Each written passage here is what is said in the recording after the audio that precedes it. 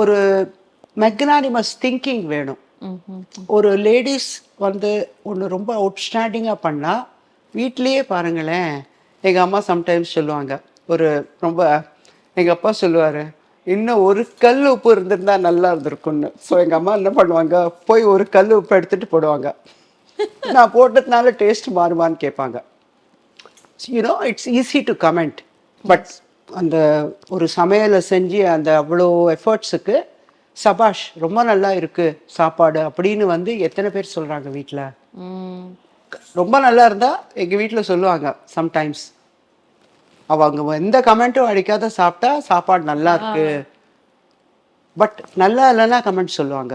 So let us try to be magnanimous அப்படின்றது என்னோட ஒரு ஹம்பிள் ரிக்வெஸ்ட். யார் எந்த விஷயத்தை பண்ணாலும் அதே amount of energy or even more தான் நம்ம வந்து உழைச்சி பண்ணுறோம். நம்ம ஜாஸ்தி உழைச்சாதான் நம்மளுக்கு வந்து அந்த எக்ஸ்ட்ரா மைல்ஸ் உள்ள ரிசல்ட் கிடைக்கிறது. பரவாயில்ல, நானும் படித்தேன் 40 மார்க் வாங்கினேன்னா அது ஓகே. பட் நான் 99.9 வாங்கணும், 0.9 வாங்கணும்னா I have to be somewhere you know இந்த ஹார்ட் நல்லா உழைச்சி ஸ்மார்ட்டாக ஒர்க் பண்ணணும், திறமையாக ஒர்க் பண்ணணும் அப்படின்னு.